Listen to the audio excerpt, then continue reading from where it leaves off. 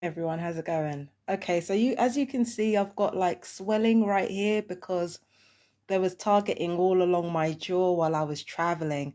So yeah, it does look slightly swollen here. No, I ain't been chin. I ain't had my shit rocked. If I had my shit rocked, I wouldn't be smiling. So nothing to do with that. It's just usual fucking perp stuff. They fired at my jaw. It's swelling. The swelling has already gone down, so it'll probably go down by the end of the week, or at least in a couple of weeks. So there's that. It's just usual Havana syndrome stuff. um from Friday until Sunday last weekend, I was in Somerset, and I was at a conference where I was meeting with other people like myself, with other TIs, and it was absolutely beautiful. It was a glorious There's a glorious day on the day of the conference as well. I met so many incredible people, and some of the stuff that I found out is, I mean, boy, I can't even put it into words really, like the amount of stuff that I learned whilst I was at the conference. Now, this conference is not specifically for TIs, but I don't want to divulge too much about it. I don't necessarily know why. But what I learned at that conference was, I can't even put it into words. I don't even know what to say. And that's, coming from somebody who's usually not lost for words. I don't know what to say, and I don't know how to process this information that I've been given, and and process this information. So what I'm going to do is I'm going to kind of try to put it all together in my brain, just try to get it together as best I can. And then when the time is right, I will tell you exactly what I learned on that trip. Um, as for me coming back here, my honey was contaminated, and so was one of my washcloths. But my washcloth was contaminated before I traveled to Somerset. That was before I traveled to Somerset. That's when I was out. Um, I think I was at open mic night when that happened, or I don't know, sometime before that. But yeah, my washcloth, one of my washcloths was contaminated as well. I believe that was put down the toilet. That's another thing that perps like to do. They like to put stuff down the toilet. Um, So that's what I think happened. I think one of my washcloths was contaminated. And unfortunately, my health is the reason why I know this. With regards to the washcloth contamination, my health is the reason that I actually know this. And on top of that, my honey was contaminated, but I didn't consume it. I just chucked it out. Um, but again, this is exactly what perps do. They're gonna do stuff like this. It's not even the first time it's happened to me. So my thing is that, you know, whilst I was on this trip, I learned that I can't allow what the perps do in my home when I'm not here to stop me from doing what it is I need to do outdoors. I can prepare for all I can do really is prepare for what happens when I'm not here. That's all I can do. I can't prevent everything, and I can't control people, right? I can't control people and what they do. So I just have to kind of focus on what I can do. And what I can do is focus on the bigger picture. And I don't want to say that what I am going through as a target doesn't matter, especially considering the amount of fucking nerve damage and cancers and heart attacks that the rest of these targets are going through. Like, I don't want to say that it doesn't matter. It does. But given what I learned at that fucking conference, it just makes all of this look like a high school squabble. Like, we're looking at extinction level events here. We have bigger fish to fry at this point. So it's like we really have bigger fish to fry at this point. Like, so it's a case of I can't get down on the petty levels. I can't get down on the petty levels. And it's not because I'm better than people who can. That's not what this is. There are people who can afford to focus more on the details and focus more on the everyday life stuff. That's where their strengths are. That's where they can maintain a sense of control. That's where they keep their cool. With me, I find that when I look at the bigger picture of everything, it allows me to put everything into focus in a way that it needs to be in focus. So what people do coming in and out of my house, that's everyday shit. If I allow that to take up my mind space, that is going to drive me to distraction. So from now on, the only thing I'm thinking about is big shit. I'm thinking about the extinction level shit that is already happening with regards to our wildlife. I'm thinking about how that affects food. I'm thinking about how politics come into it and who is being spared and who is not being spared. That's what I'm thinking about in and of this moment. I'm focused on big shit because at the end of the day, right, as much as the little things matter and as much as the little things make up life, I can't afford to focus on every single detail. Well, they go low, I go high. And it's as simple as that. Now, there's another thing that I want to talk to you guys about as well. It will be 3 years. I think it's 3 years yesterday since I literally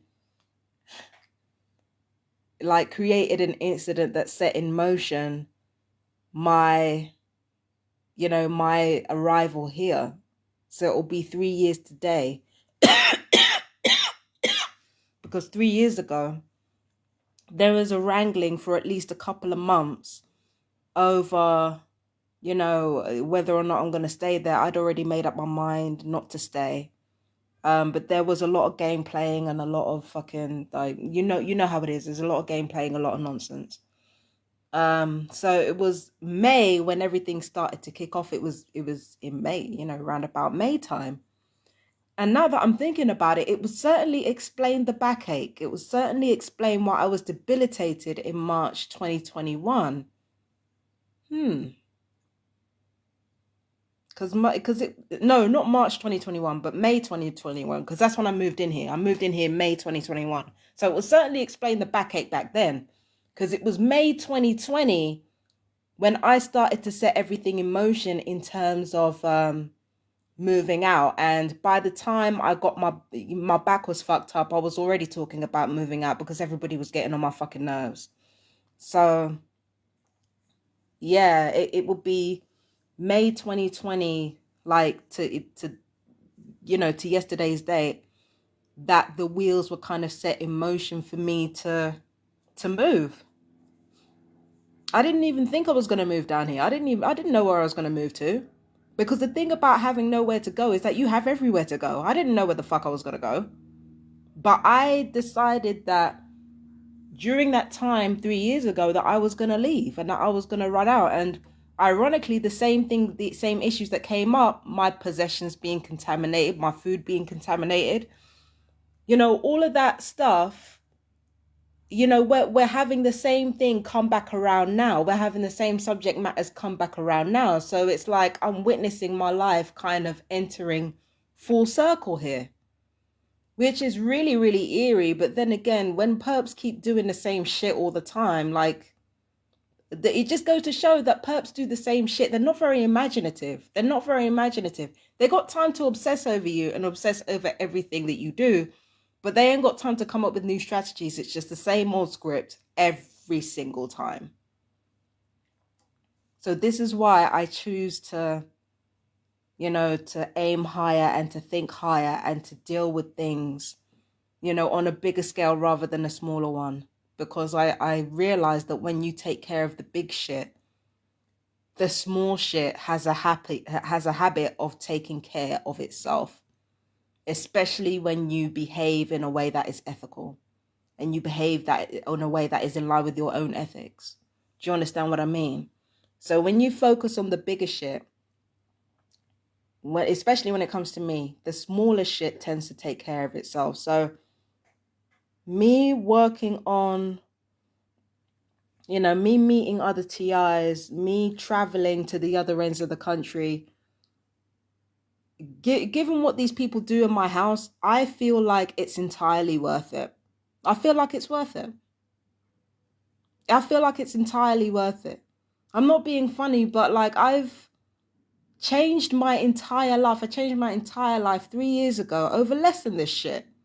So I feel like, yeah, what it was worth, it's worth every fucking whatever they're gonna do. It's worth me throwing out God knows how much worth of food to fucking, do what I need to do. It's worth the laundry bill. It's worth everything. It's worth all of it.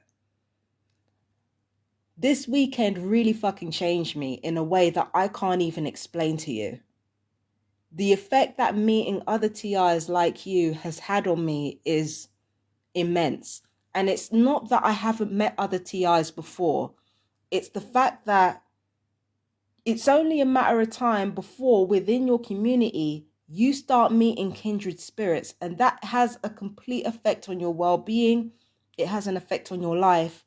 People do not understand how much you are isolated as a TI. That's why they keep TIs apart.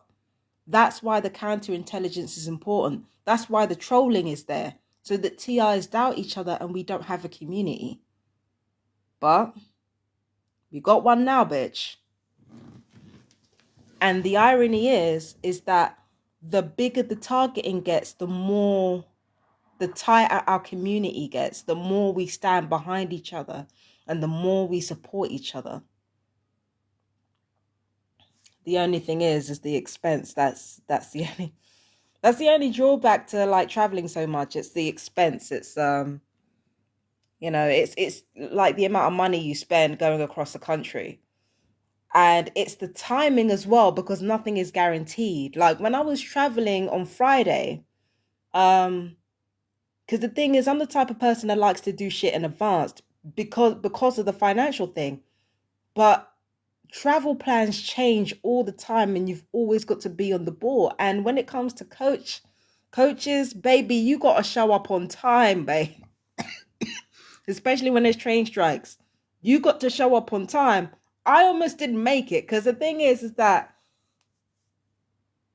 boy, I missed my fucking first coach and I'm like, oh my God, I'm not gonna get there. I was crestfallen. I was absolutely crestfallen because I thought I wasn't gonna make it. But then there was this really kind gentleman to my right, and then to my left there was this National Express staff member who was, who I was talking to, and they were so cool. And they said, because I hadn't been on coach in a long time, so they reassured me that if I explained everything to the driver that he would let me on. Sure enough, the coach comes, there are 2 no-shows, and I am able to get on the motherfucking coach, and it is amazing. I traveled for 3 hours. The 3 hours flew by. It wasn't the most pleasant experience being on coach. It's not the most pleasant experience, but the seats are gorgeous. You got stuff to plug in your like technology into, so it's fine. And you get to see all the sights of different places in the country. And then you see the airports, because they have to drive through the airports in order to get to Victoria. And all I could think in my mind seeing those planes is, next time, baby. Like, next time I'm gonna get on one of you. I'm gonna get on one of you. I'm gonna fly. All right. But yeah, so like you see the airports and and a lot of people think, oh, what's the big deal? What's the big deal? You see, being older kind of makes you jaded. But you're talking about somebody who's been sheltered and also been isolated by this TI crap. So like for me, like seeing airports and shit like that and thinking about what could be when it comes to air travel, I'm like, yes. And then on top of that, when you come out of Gatwick, or you come out of both sides of Gatwick and you come out of Heathrow, then you get to London, and instead of like seeing the usual places that you usually see, like you see Victoria and you see, I saw everything that I missed about London when I was driving through on the coach. It was so like, I never got sick of that shit. I never got sick of it. Ever. Never got sick of it. And yet and still that was the coach. So I got off at Victoria and then I took the bus to Waterloo. I honestly thought I wasn't going to make it. You see, this is the thing about travel. You've got to be so careful. I thought I wasn't going to make it. Get on the bus, get on the 11 to Waterloo. I get to Waterloo And I'm thinking, I'm not going to make the fucking train. I get to Waterloo, the train's late. You see, detour aside and fangirling aside, right? This is exactly what makes travel so fucking complicated. You can't plan in advance, but you can't wait until the day either, because you never know what's going to fucking happen. It was just so chaotic. The whole day was so chaotic, but I was low-key living for every second of it. I'd be lying to you if I said I wasn't living for every fucking second, right? So I got on the train from Waterloo, then I went down to uh Basingstoke, and it was from Basingstoke I had to take the train to Somerset, right? So I get there and they don't have Ubers in Somerset. Certain places in Somerset, they don't have Ubers down there. And I had no idea, and I had to get taxis. And I'm like, damn, man. Ah. But it's beautiful down there. Somerset is absolutely stunning. There's so much wildlife down there. And this is the thing that really got me. During one of the breaks at the conference, this is what really gets me, right? During one of the breaks at the conference, I saw somebody my size riding a damn horse. I'm thinking, if I'm ever going to lose weight, this is what I want to lose weight for. Riding a motherfucking horse. That's what I want to do it for. And sure enough, I see somebody my size riding a damn horse. I'm like, that is going to be me. So 2 things already on my bucket list. I'm going to ride a horse and I'm going to fly a plane. 2 things I'm going to do with my life. I don't care how it happens. Well, I do care how it happens. I want it to be a happy occasion. But yeah, like riding a horse and being on a plane. That's the thing that I want. I don't care. That's what I want. Okay. And again, traveling is just something that everybody should do. I don't care who you are. It brings out the best in you. Because you see all kinds of people and you meet with all kinds of people. Eventually, you start to gain a little bit more self-confidence and you start to gain a bit more clarity as to how people work, how you work in certain situations. And yeah, it's, you start to gain a bit more clarity into your life. You need to, I feel like everybody should travel. I don't care if you're a TI or not. You should travel somewhere, some type of place. Because then you start to expand your mind to different types of cultures. You start to learn different things. I mean, sometimes you have crash courses, but you start to learn different things about yourself and about the world around you. So I feel like it doesn't matter whether you're a TI or not. You got to fucking travel. The best way to get over the isolation that being a TI leaves you in, the best way to get over the agoraphobia that being a TI leaves you in is to travel. Being real, that's the best way to deal with it. Well, for me anyway, the best way to deal with your agoraphobia and your isolation as a TI is to travel to different parts of the country, get to know other TIs. Because even if you don't see other TIs, like even if you're just traveling somewhere just for the sake of it, what you get out of it is invaluable. Even when they're fucking attacking you, even when they're attacking you and they're hammering you, there's so much to learn. There's just so much to learn. And it's, I don't normally come online and just start being giddy and shit, but like, you don't understand. I'm not the same. I'm just not the same after this. I'm not the same. It changes you. And it's, I'm not the same anymore. Shit is crazy. I and I needed this so badly. Like the way that I feel now is the way that I felt when I first came to Brighton and I traveled all that way. That's how I'm feeling now. Everybody should feel like that. Everybody should feel like that. And it's especially important when you're a TI. Now, as for the money, because TIs go through financial abuse and which is usually done through psyops or whatever the fuck they're doing. Because we go through financial abuse, and it could be through any means of torture. It could be through electronic torture or psychological torture. Because of the financial abuse, saving up can be hard. Managing your money can be really difficult. My advice is that if you're the type of person like me, you have ADHD, if you're a TI, like, just put a little bit of money aside. A little bit of money aside, put it somewhere where fraudsters can't get to it, because the thing is that fraudsters can get into your current account. So it's important to have your money saved somewhere where they won't be able to touch it, and that if they did touch it, it would look suspect, and you could get the police called on them.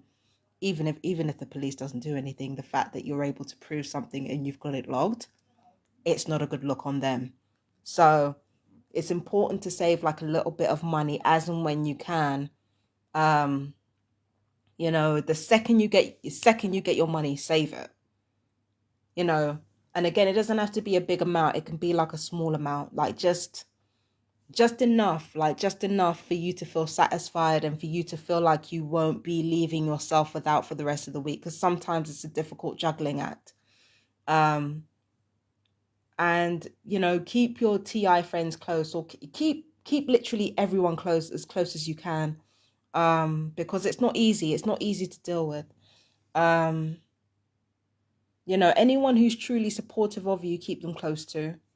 If you're going to borrow money, make sure you pay it back as quickly as possible, because that contributes to how much debt you could leave yourself in trying to travel somewhere. So that's important as well. Bills have got to be paid too. So again, when it comes to saving up money to travel, it's important not to put too much pressure on yourself, and it's important to just just not put too much pressure on yourself. And there are times where you want to go to events, you want to go to somewhere, and you can't go. Don't pressure yourself to get somewhere. Do not do it. Because at the end of the day, right, if you can't afford to go somewhere at a certain time and go comfortably, then that might affect your mental health. It's okay for me, because like I low-key enjoy the chaos, but like it's, if you're not a chaotic sort of person, if you're not a sort of person who likes to be reckless sometimes, then if you really feel like you're insecure about going, the only time you should go somewhere is when you get a strong, powerful emotion like, I must do this. Anything less than that is not worth your money. Anything less than that, anything less than a powerful pull of, I've got to do this, anything less than that is not worth your money. I had money problems the entire time I was traveling throughout this weekend. Okay, I had money problems the entire time I was asking anybody who, if they could borrow me some money, because my money was always running out on some bullshit. So I was asking anybody and everybody that I could. Anybody and everybody that I could, I was asking them for some money. And the only reason why I even bothered going is because I thought, I have to do this. I have to do this. And nothing less than I have to do this was going to get me there. There was just no way. So my advice to you as a targeted individual, if you do want to go somewhere, it has to be something that is in your heart, and you have to be like, it's like enthusiastic consent. People like to use that when it comes to touch and when it comes to relationships, enthusiastic consent. Use that for every fucking instance of your life. Use that for every single portion of your life, especially when you're a TI. Enthusiastic consent.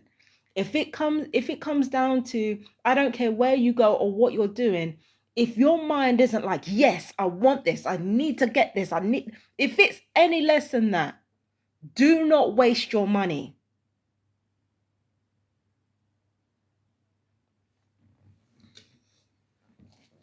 Don't waste your money. Do not do it. Do not do it. Because it's not worth it. But yeah, the traveling, like that was only a weekend. That was only a weekend. And it was a weekend in a part of a country that honestly it looked similar to this one. It was rural. It was like it gave, it was only because of the accents that I got Vicar of Dibley teas. But like that was only a weekend, and a weekend it just I feel forever changed. Whatever you do in this life, that's the effect it should have on you. If it has anything less than that, don't spend your money. Because being a TI, going through financial abuse, going through psychological abuse, lots of perps wearing black, by the way, because I've been wearing a lot of black lately. Lots of perps wearing black. There was a perp who had a similar injury to me talking about Anodin tablets. Like, you're going to get perps. You're going to get people who are going to try to isolate you or rubbish what you're going through in order to trigger you. You're going to have that as you travel. That's why enthusiastic consent with regards to anything that you do is vitally important. Enthusiastic consent. Because that will lead you on the path that you need to go. The law of attraction actually talks about it, coincidentally. But anything you're like, yes, I want it, do it, yes. Anything that involves like you feeling from your head to your foot like you want to do something. I keep repeating it because I can't fucking stress this shit enough. Anything that makes you feel like your head to your foot, like, yes, I want to do this. No shame, no guilt, no fear.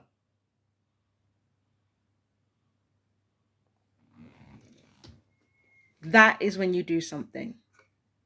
You see, the loopholes that this is the reason why I keep bringing up enthusiastic consent 1,000 times in this video. The reason why I keep bringing it up is because what perps like to do is they like to treat you ignoring them or not saying no emphatically as a yes. In real life, in the real world, that's not how it works. But that is how perps like to do things. That is how gang stalking likes to do things. They see your silence as a yes, even though it's not. It's not a yes. You being silent and you being passive, or you having your doubts and still doing something, that's not consent. One way or another, you're doing something against your will, or you're being coerced into it or manipulated into it. But perps and gang stalkers like to use that as a way to get around abusing you.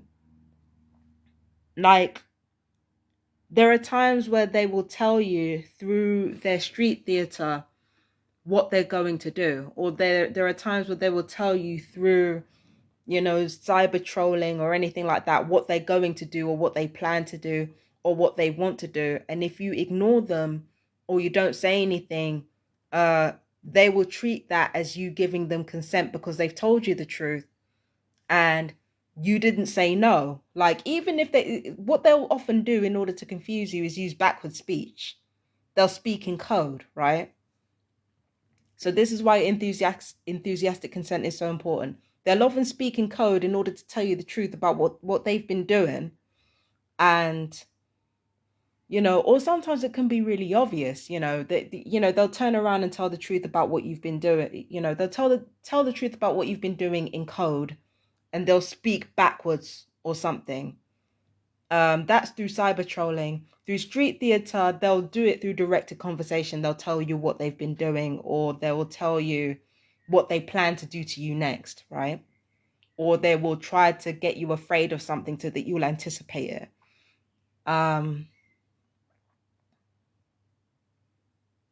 Yeah, yeah. Or they'll try to order you to do something. But all of it is them trying to get around the consent issue, because again, if you're not aware of what they're talking about, if they're telling you the truth about what they're doing or what they plan to do, and you're confused, you're none the wiser because of the way they've communicated it, for them it allows them to get around the consent issue. And not necessarily on that's not necessarily on a common law level. That's actually on a Masonic law level. In their minds, silence is complicity and silence is consent.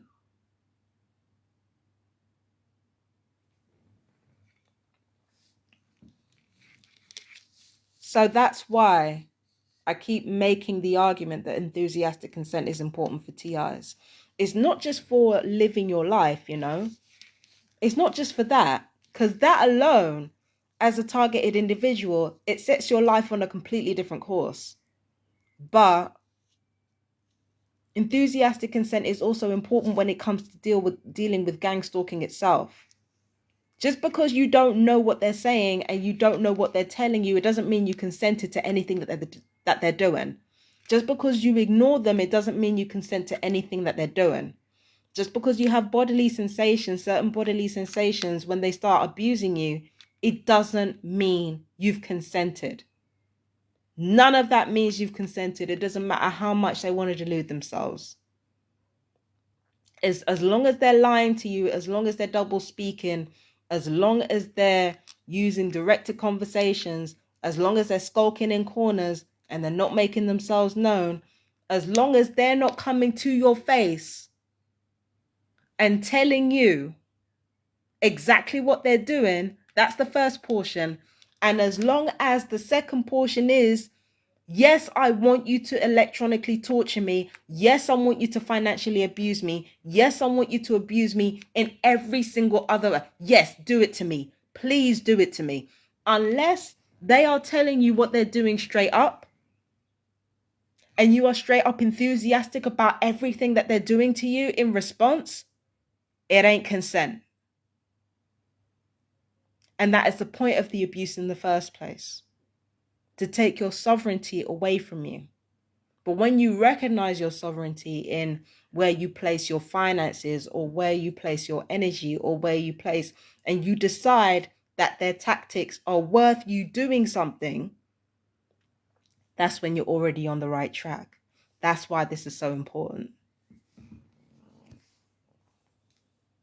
And usually I don't go into detail this much. I don't go into this much detail usually. I don't usually talk about this, but this is important for TIs to understand and realize. The joy in your heart is something that ultimately they can't kill. That's why they keep bombarding you with the shit. That's why they keep bombarding you. Because as long as they bombard you with electronic torture, and as long as they bombard you with financial abuse and all the rest of it, and try to get you thrown in a fucking psych ward, as long as they keep doing that, you forget about the joy that you have in here. As long as they keep doing that, you forget that the joy that you have in here. That's what they want to keep you from, because that right there, unkillable. They can't kill that. If they could, do you seriously think that these cunts would spend centuries trying to figure out the science of how to break someone's soul? It's not impossible, but it is highly, highly difficult. The joy you have inside you is something that is going to be very difficult to kill, especially if you follow it and you strengthen it. And I know it sounds like some woo-woo shit. It sounds like, how is that going to help us? How is that going to help us? You'd be fucking surprised. Because following your joy, it gives you clarity of mind. It clears your mind in a way that nothing else can. When you laugh, when you have fun, when you are amongst people who bring that out in you, it clears your mind in a way that you never thought of before. And suddenly you start to think of new ideas as to how to help other TIs and how to help yourself. And suddenly it becomes easier to do. You find the strength and you find the energy to do it because you've got that joy in you.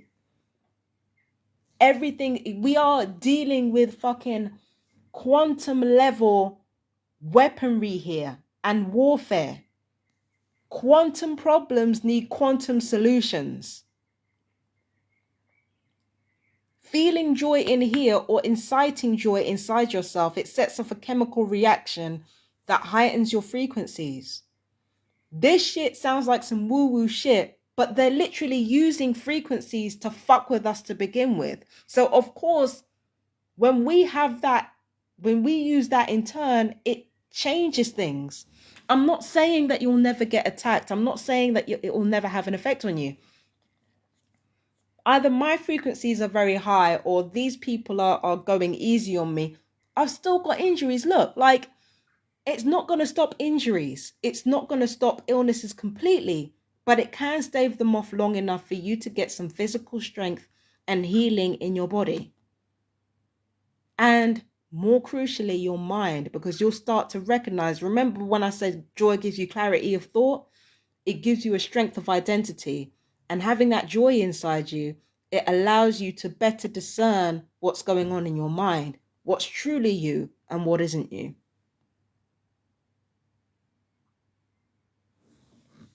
This is why the enthusiastic consent shit, very important.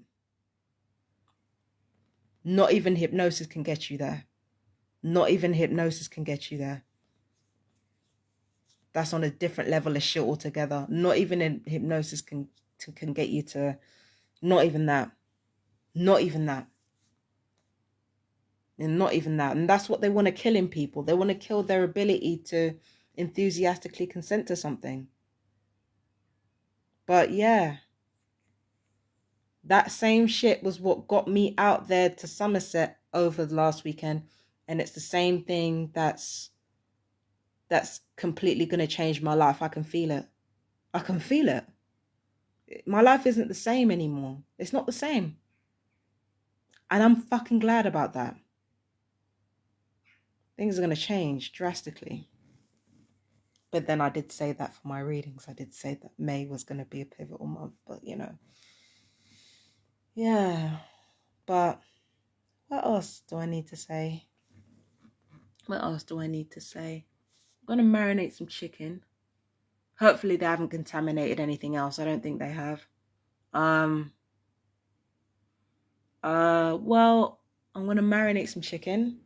And I'm going to eat some toast or something because I bought some bread on clearance. Win. And then I'm gonna relax, take a load off. It's been a long weekend, so I'm just gonna relax and have fun. I love you guys so much, my fellow TIs, and yeah, stay blessed. Bye bye.